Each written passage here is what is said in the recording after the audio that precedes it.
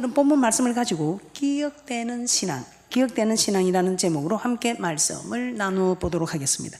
자, 우리는 성도들을 바라보면서 또 여러분들은 주의 종들을 바라보면서 기억되는 그런 모습들이 있을 것입니다. 오늘 본문에서 사도 바울은 데살로니가 성도들을 향해서 하나님께 감사하고 기도할 때 너희를 말한다, 이렇게 말하고 있습니다. 자, 데살로니가 성도들의 신앙은 쉬지 않고 기억하기 때문이라고 하였습니다. 자, 그만큼 데살로니가 성도들의 신앙이 좋았다는 것입니다. 자, 그렇다면 사도 바울이 쉬지 않고 기억한 데살로니가 성도들의 신앙은 무엇이었을까요? 늘 성도들을 위해서 기도한 것은 기억하고 있었다, 이 말입니다.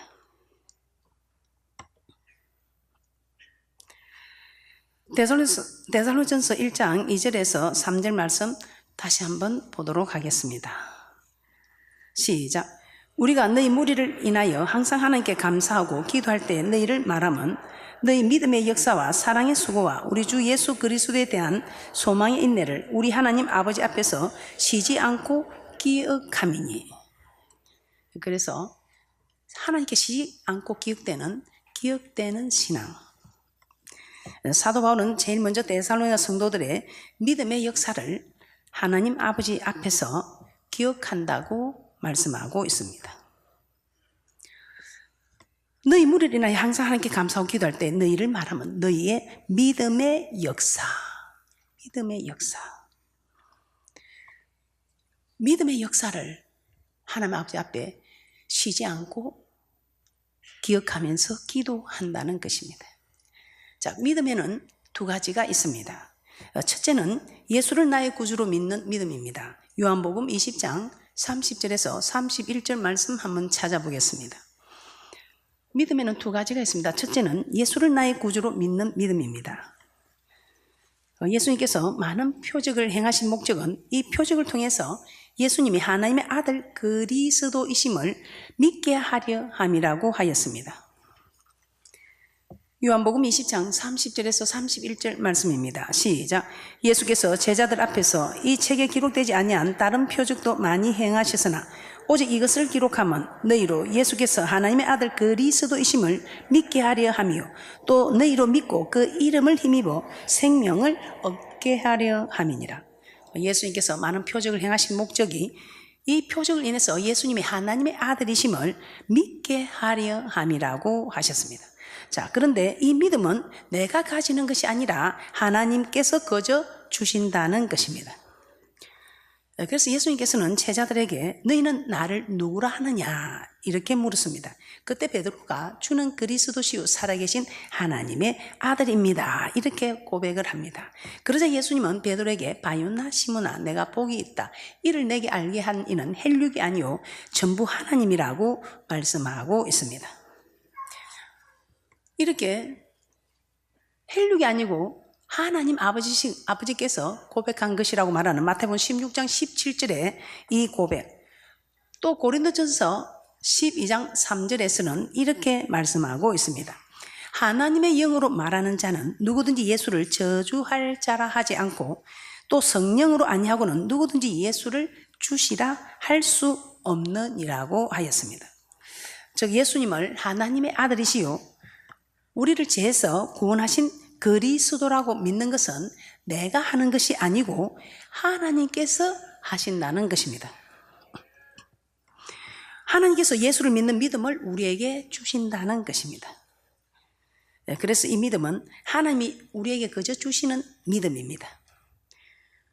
내가 잘나서, 내가 똑똑해서, 내가 뭔가 실력이 있어서 고백을 하고 구원 얻은 것이 아니고 전적인 하나님의 은혜로 하나님께서 우리에게 정말 성령으로 아니하고서는 주를 주시라 할 수 없는 이 성령으로 우리를 인도하셔서 하나님이 고백하게 하셔서 하신 이 모든 것, 내가 한 것은 그냥 주는 그리스도 살아계신 하나님의 아들이라고 하라고 하니까 따라서 고백한 이것밖에 없습니다.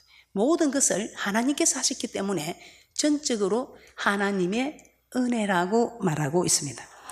이것이 첫 번째, 예수님이 하나님의 아들이심을 내가 한 것이 아니고 이 성령님께서 알게 하신, 전부 하나님께서 알게 하신 이 믿음, 이 믿음은 내게서 난 것이 아니고 우리 하나님께서 우리에게 이렇게 은혜를 입히사 우리에게 하나님의 전적인 하나님의 은혜로 선물로 주신 하나님께서 우리에게 주신 믿음이라는 것입니다.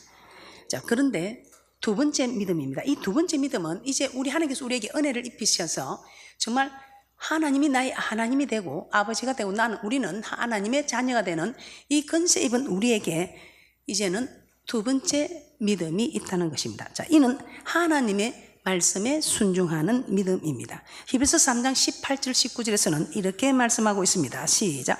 또 하나님이 누구에게 맹세하사 그의 안식에 들어오지 못하리라 하셨느뇨 곧 순종치 아니하던 자에게가 아니냐 이로 보건대 저희가 믿지 아니함으로 능히 들어가지 못한 것이라. 18절에 보면 순종치 아니하던 자가 안식에 들어가지 못한다고 하였습니다. 그런데 19절에서는 저희가 믿지 아니함으로 능히 들어가지 못한다고 하였습니다. 순종치 못한 자가 안식에 들어가지 못했다고 했는데 19절에서는 뭐라고 했습니까? 믿지 아니함으로 능히 들어가지 못하였다고 말씀하고 있습니다. 즉 이 말은 순종하지 않는 것이 곧 믿지 않는 것이라는 것입니다. 자, 그러면 믿음이 무엇입니까? 하고 물어보면 여러분들은 무엇이라고 대답을 합니까? 제가 우리 부교육자들에게 물어보니까 목사님 믿음은 순종입니다. 그래서 순종 잘하는 사람 보고 참 저분 믿음 좋다. 근데 순종 잘하지 않는 분들은 보면 아직은 믿음이 좀 부족하다. 저희들은 그렇게 말하는 것입니다. 아마 여러분들도 그렇게 말씀하실 것입니다. 그래서 믿음은 무엇이냐 물어보면 순종하는 것이 믿음입니다. 그러므로 앞으로 하나님의 말씀에 순종 잘 하셔서 참 믿음의 사람이다. 참 믿음 좋은 분이다. 이런 인정을 받고 칭찬받는 분들이 되시기를 주님의 이름으로 축복합니다. 자, 그런데 역사가 일어난 두 번째 믿음, 하나님의 말씀에 순종하는 믿음입니다. 자, 야고보서에서 보면 죽은 믿음이 있고 산 믿음이 있다고 하였습니다. 야고보서 2장 14절에서 17절 말씀 함께 보겠습니다. 시작. 내 형제들아 만일 사람이 믿음이 있노라 하고 행함이 없으면 무슨 이익이 있으리요? 그 믿음이 능히 자기를 구원하겠느냐? 만일 형제나 자매가 헐벗고 일용할 양식이 없는데 너희 중에 누구든지 그에게 이르되 평안히 가라 뜨겁게 하라 배부르게 하라 하며 그 몸에 쓸 것을 주지 아니하면 무슨 이익이 있으리요? 이와 같이 행함이 없는 믿음은 그 자체가 죽은 것이니라. 그 자체가 죽은 것이라는 겁니다. 그래서 영혼 없는 몸이 죽은 것 같이 행함이 없는 믿음은 죽은 것이라고 말하였습니다. 야고보서 2장 26절 다시 한번 보겠습니다. 시작. 영혼 없는 몸이 죽은 것 같이 행함이 없는 믿음은 죽은 것이니라. 자, 한마디로 행함이 없는 믿음은 죽은 시체와 같다는 것입니다. 죽은 시체는 몸은 있으나 움직일 수가 없습니다. 몸은 있으나 움직일 수가 없습니다. 이 말은 아무런 일을 할 수가 없다는 것입니다. 죽은 시체는 몸의 형체는 있습니다. 그런데 죽은 시체가 움직일 수 없습니다. 이처럼 행함이 없는 믿음은 아무런 일을 할 수가 없다는 거다. 아니, 아무런 일을 하지 않는다는 것입니다. 죽은 시체가 몸의 형체는 있으나 일을 하지 못하는 것처럼 믿음도, 죽은 믿음은 믿음의 형체는 있으나 아무런 일을, 순종하는 일을 하지 않기 때문에 일을 하지 않습니다. 자, 일을 하지 않으니 역사가 나타나겠습니까? 무에서 유를 창조하신 하나님께서, 물론 무에서 유를 창조할 수 있습니다. 돌들로도 떡덩이 되게 하실 수 있는 하나님께서 왜 너희가 먹을 것을 주우라 할 때 그 도시락을 가지고 오겠습니까? 어린아이 그 도시락을 가지고 오겠습니까? 그 도시락을 가지고 온 그 일에 오병이어로 역사하신 하나님이십니다. 뭔가 우리가 일을 해야 합니다. 뭔가 우리가 저 농부들에게도 씨를 뿌려야 싹이 나지 뿌리지 않고서는 결코 거둘 수가 없습니다. 그래서 우리 하나님께서는 정말 심은 대로 거둔다, 말한 대로 행한 대로 갚아준다. 얼마나 정확하신 하나님이십니까? 그런데 행함이 없는 믿음은 죽은 믿음이다. 이 죽은 시체가 형체는 있으나 아무 일을 할 수가 없습니다. 그렇기 때문에 아무 일도 하지 않는 그게 우리 하나님도 네가 한 대로 네가 행한 대로 네가 대접을 받고자 하느냐 대접하라. 이것이 율법과 선지자니라 말씀하셨습니다. 일을 하지 않기 때문에 우리 하나님도 일을 할 수가 없다는 것입니다. 우리 하나님의 역사가 일어나지 않는다는 것입니다. 왜 교회를 다녀도 역사가 일어나지 않을까요? 일을 하지 않으니까. 우리가 일을 하지 않으니까 하나님도 일을 하지 않는다는 것입니다. 그런데 저희 교회는 왜 이렇게 많은 역사가 일어납니까? 우리가 일을 하니까 역사가 일어난다는 것입니다. 여러분은 어떻습니까?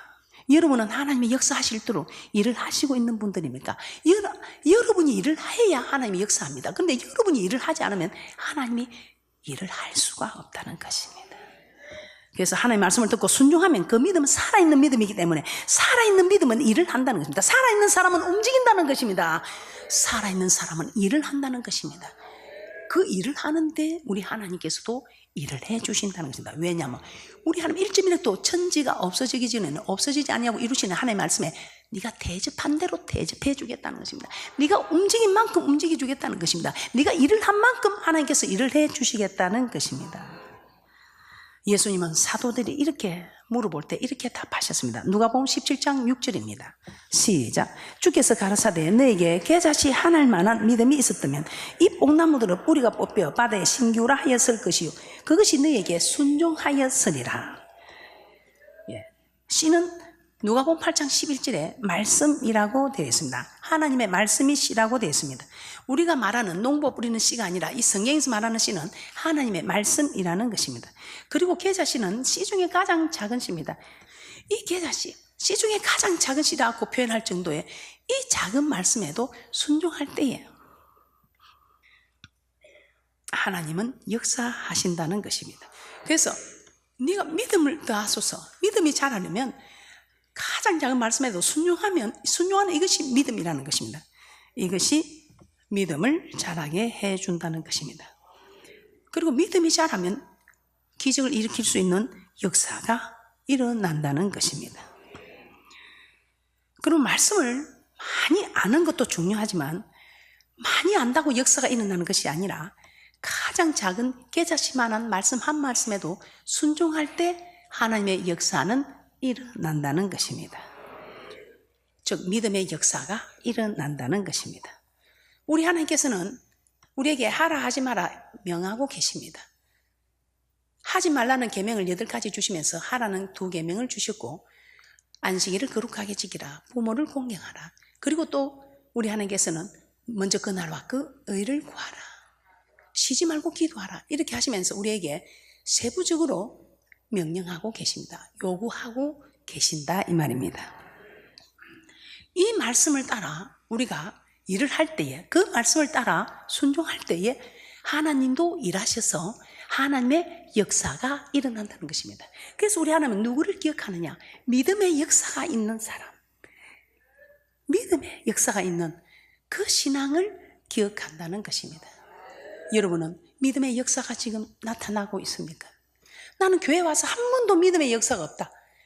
그러면 지금부터 가장 작은 말씀이라도 순종하시기 바랍니다. 그러면 분명히 하나님께서 일하셔서 믿음의 역사가 나타나고 하나님께 기억되는 신앙의 사람이 될 것입니다. 기억되는 신앙 두 번째입니다. 기억되는 신앙 어떤 일이 하나님께 기억되는 신앙일까? 사랑의 수고입니다. 네가 사랑한 만큼 나도 너를 사랑하겠다. 네가 일한 만큼 나도 일하겠다는 것입니다. 예수님 나의 계명을 가지고 지키는 자라야 나를 사랑하는 자라고 요한복음 14장 21절에 말씀하고 있습니다.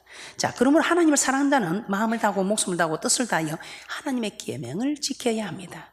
자, 그래서 하나님의 계명을 지키기 위해서 생명을 바친 너무나 잘 아는 사드락 메삭 아벳느고 너부갓네살 왕이 세운 그 금신상에 절하지 않으면 붉은 불에 던져 죽이겠다는 그 위에 앞에서도 우상에게 절하지 않겠다는 하나님의 말씀을 지키기 위해서 죽을 각오를 한 것입니다.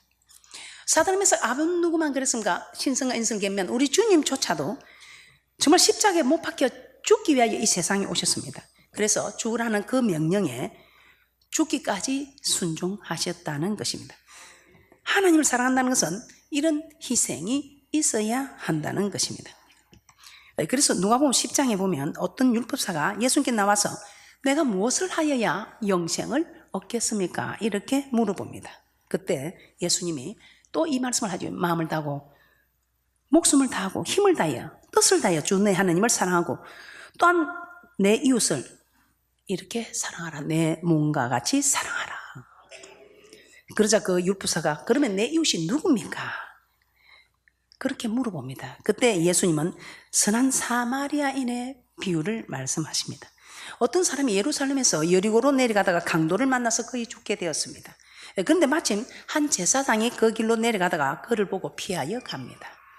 제사장, 주의 종들이지. 또 한 레인도, 이 부교육자들입니다. 레인도 그들 보고 피하여 갑니다. 바쁩니다. 제사장이 바쁩니다. 레인 부교육자들도 바쁩니다. 그리고 할 일도 많고.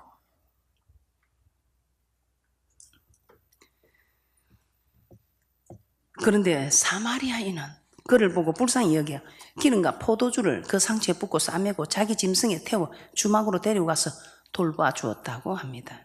자, 그러면서 율법사에게 너도 가서 강도 만난 자와 같은 자들에게 자비를 베풀라고 하였습니다. 저기 이웃을 내 몸과 같이 사랑한다며 어려움과 고통을 겪고 있는 이웃에게 다가가서 보살펴주고 도와주라는 것입니다. 이처럼 사랑에는 희생과 수고가 있어야 합니다. 말로만 사랑하는 것은 아니라는 것입니다. 그래서 사도 요한은 누가 이 세상 재물을 가지고 행지의 궁핍함을 보고도 도와줄 마음을 막으면 하나님의 사랑이 끝속에 없다고 하였습니다.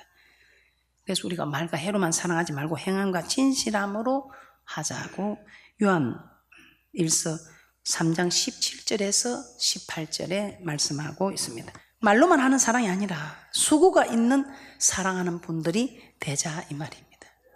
참 그래서 우리 크리스찬들은 손해 많이 보지요. 누가 도와주라 하면 이 말씀이 생각나서 나는 먹지도 못하고 쓰지도 못하고 그런데 또 도와달라 하면 이 말씀이 생각나서 우리는 도와줄 수밖에 없고 그래서 사랑의 수고가 있다는 것입니다. 이 사랑의 수고가 되는 분들을 우리 주님께서는 기억하신다는 것입니다. 어떻습니까? 이 사랑의 수고 참 힘이 들지만 당장 우리가 사랑의 수고를 하다 보면 힘들고 어려운 일을 많이 당할 수 있습니다. 그러나 결말은 이 땅에서도 결말은 하나님께서 책임지십니다. 그런데 이 땅에서는 또 혹 우리가 결말을 못 볼 수 있을지도 모릅니다. 그러나 저 맹세한 땅에 가서는 분명히 하나님께서 보응하시는 결말의 축복이 있다는 것입니다. 이 땅에서도 일어납니다. 그러다 행여나 이 땅에 없을지라도 저 땅에서는 분명히 있기 때문에 그래서 여러분 이 땅에서 좀 힘들고 어려워도 이런 말씀을 자꾸 가까이 하면 너무 내가 억울한 일을 당했어. 그런데도 참게 되는 겁니다. 그래도 잘못했다고 하고 하친하자고 하면 우리가 해줄 수 있는 용기가 있고 그렇게 해줘야 되는 게 당연한 게 우리 믿음의 사람들이지 않습니까? 그런데 말씀이 멀어지면 상거가 멀어지면 주를 부인하고 많은 일들 성경에 기록된 대로 그대로 지금 되고 있습니다. 그래서 여러분들은 어떤 일이 있어도 정말 말씀의 가지에 붙어 있어서 말씀으로 승부하는 그런 귀한 분들이 되시기를 주님의 이름으로 축복합니다. 세 번째입니다. 기억되는 신앙. 셋째, 소망의 인내입니다. 사도 바울은 세 번째로 데살로니가 성도들이 예수 그리스도에 대한 소망의 인내를 기억한다고 했습니다. 즉 데살로니가 성도들은 하나님이 주신 소망을 가지고 그 소망이 이루어질 때까지 인내하였다는 것입니다. 하나님 우리에게 먼저 소망을 주십니다. 그런데 그 소망이 속히 이루어지는 것도 있지만 오랜 시간이 걸려야 이루어지는 것도 있습니다. 아마 여러분들도 교회 나오자마자 저분은 저렇게 기도한 것들이 이루어진데 왜 나는 지금까지 10년이 지나도 20년이 지나도 이루어지지 않을까? 이 오묘한 일은 하나님께 있기 때문에 나타나는 일, 축복과 저주가 분명히 일어나는 것은 확실합니다. 그러나 이 오묘한 일, 왜 저 사람이 저렇게 빨리 나타나고 내게는 왜 이렇게 더디 오시는가? 이건 하나님의 소관이기 때문에 우리가 어찌할 수 없습니다. 그런데 너무 염려하지 마세요. 우리 믿음의 조상 아브라함도 75세 때 하나님이 찾아오셨습니다. 너는 내 본토 친척 아비 집을 떠나 내가 내게 지시할 땅으로 가라. 내가 너로 큰 민족을 이루고 내게 복을 주어 내 이름을 장대케 하리니 너는 복의 근원이 되리라. 창세기 12장 1절 2절에 이렇게 약속하셨습니다. 그런데 아브라함에게 이런 축복이 왔습니까? 오지 않았습니다. 내 씨가 켰는데 내 씨도 나오지 않고 그래서 종 하갈을 취해서 그에게서 씨를 받았습니다. 그런데 우리 하나님은 그 씨는 네 몸에서 난 씨가 아니다. 그러면서 하나님은 나이 100세 때 사람의 생각으로는 도저히 이루어질 수 없는 그때 하나님이 일을 하셨습니다. 그때서 약속의 자녀 이삭을 얻을 수 있었습니다. 하나님께서 주신 소망을 이루기까지 25년이라는 세월이, 우리 믿음의 조상도 25년의 세월이 걸렸습니다. 그리고 너무나 우리가 성경에서 보면 고생했지만 부러워하는 요셉도 한번 어릴 때 자기 부모의 형들이 자기에게 절을 하는 꿈을 2번이나 꾸게 됩니다. 하나님께서 요셉을 존귀한 자로 세우겠다는 소망을 주신 것입니다. 그런데 웬일입니까? 이 소망을 인해 형들의 시기 질투를 받게 되고 17세 때 애굽의 종으로 팔려갔습니다. 17세 때 팔려가서 뭐 당장 국무총리가 된 게 아니고 30세가 되었어야 바로 왕 앞에 설 수 있었던 것입니다. 17세에 팔려가서 30세 때 그 나라를 정말 이끌어갈 수 있는, 자기 민족들을 그 땅에 오게 할 수 있는 위치까지 하나님께서 높여주셨던 것입니다. 이스라엘 성군 다윗은 어떻습니까? 이 다윗은 아버지도 알아주지 않던 말죄를 하나님께서 다윗을 정말 목동 시절에 사무엘로부터 기름 부음 받고 이스라엘 왕으로 인정을 해 주셨습니다. 그런데 인정을 받고 왕이 되었습니까? 아닙니다. 10년 년 동안 자기를 죽이려고 쫓아다니는 사울 왕을 피해서 도망다니는 그런 환난과 고통이 있었습니다. 그런데 그 와중에서도 자기를 죽이려고 하는 주의 종을 하나님이 만지지 말라 했기 때문에 만지지 않고 참게 됩니다. 그 훈련에서 하나님께서 합격시키시고 나이 30세 때 이스라엘 모든 지파들이 그에게 나와서 이스라엘 왕으로 삼았다고 사무엘하 5장 3절에서 4절에 기록하고 있습니다. 하나님이 주신 소망을 이루기까지 이렇게 오랜 기간이 걸린 것입니다. 하나님께서는 이렇게 소망을 주시고 그 소망을 당장에 이루어주지 않고 오랜 시간이 걸린 후에야 이루어주신 것을 볼 수 있습니다. 이 땅의 소망도 그렇습니다. 이렇게 당장에 이루어지지 않고 오랜 기간이 걸린 것처럼 천국의 소망도 우리에게 쉽게 이루어지는 것이 아니라 인내가 필요하다는 것입니다. 이 땅의 소망도 왕으로 일찍 기름을 부음을 받았지만 30세가 되어서 왕으로 쓰임받을 수 있었고 17세에 팔려가서 30세가 되었어야 국무총리가 될 수 있었고 75세에 하나님 나타나서 약속을 했는데 100세가 되었어야 그 약속을 이룰 수가 있었던, 이 땅의 소망도 이렇게 당장에 이루어지는 것도 있지만 오랜 기간이 걸리는 것도 있다는 것입니다. 그러면 이 천국의 소망은 어떠하다는 것입니까? 이 천국의 소망은 쉽게 이루어지는 것이 아니라 참으로 인내가 필요하다는 것입니다. 마태복음 10장 22절입니다. 시작. 또 너희가 내 이름을 인하여 모든 사람에게 미움을 받을 것이나 나중까지 견디는 자는 구원을 얻으리라. 마태복음 24장에서 예수님이 오시기 전에 큰 환난이 일어날 것인데 이때 그 환난을 견디는 자는 구원을 얻으리라고 마태복음 24장 13절에서도 말씀하고 있습니다. 마가복음에서도 마가복음 13장 13절에 나중까지 견디는 자는 구원을 얻으리라 이렇게 말씀하고 있습니다. 누가복음 21장 19절에서도 너희의 인내로 너희 영혼을 얻으리라고 말씀하고 있습니다. 이처럼 영혼의 구원도 인내가 있어야 한다는 것입니다. 하나님은 이처럼 이 땅의 소망을 이루기까지 천국의 소망도 이루기까지 인내가 필요하다는 것입니다. 이 땅의 소망이나 천국의 소망이나 다 인내가 필요하다는 것입니다. 야고보서 5장 11절입니다. 시작. 보라, 인내하는 자를 우리가 복되다 하리니 너희가 욥의 인내를 들었고 주께서 주신 결말을 보았거니와 주는 가장 자비하시고 긍휼히 여기는 자신이라. 욥은 모든 재산이 사라지고 자녀들도 죽고 몸에 병이 드는 환난의 때에 인내하였습니다. 그는 그 환난 속에서도 나의 가는 길을 오직 그가 아시나니 그가 나를 단련하신 후에는 내가 정금같이 나오리라고 하였습니다. 욥은 하나님께서 그 환난을 통해 자신을 단련하고 계심을 알았습니다. 그러므로 끝까지 인내하였고 마침내 그 환난이 끝났을 때 이전보다 갑절로 변화되는 축복을 받았던 것입니다. 자, 그래서 야고보 사도는 이런 말씀을 합니다. 야고보서 1장 2절에서 4절입니다. 시작. 내 형제들아, 너희가 여러 가지 시험을 만나거든 온전히 기쁘게 여기라. 이는 너희 믿음의 시련이 인내를 만들어내는 줄 너희가 알미라. 인내를 온전히 이루라. 이는 너희로 온전하고 구비하여 조금도 부족함이 없게 하려 함이라. 그 우리의 부족함을 구비하여 온전하게 하기 위하여 우리에게 이런 여러 가지 시험을 만나게 해서 이 시험을 잘 인내하라는 것입니다. 이 시험은, 이 믿음의 시련이 인내를 만들어낸다. 이 믿음의 시련을 잘 견디는 이 인내가 우리의 부족함을 구비하여 온전하게 만들어 간다는 것입니다. 그러므로 지금 혹시 환난 중에 있습니까? 염려하지 마시고, 불안해하지도 마시고, 두려워하지도 마시고, 당황하지도 마시고, 낙심하지도 마시고 인내하시기 바랍니다. 절대로 포기하거나 주저앉지 마시고, 욕과 같은 이 땅에서도 결말을 보고 저 맹세한 땅에서도 영원히 사는 결말을 보는 분들이 되시기를 주님의 이름으로 축복합니다.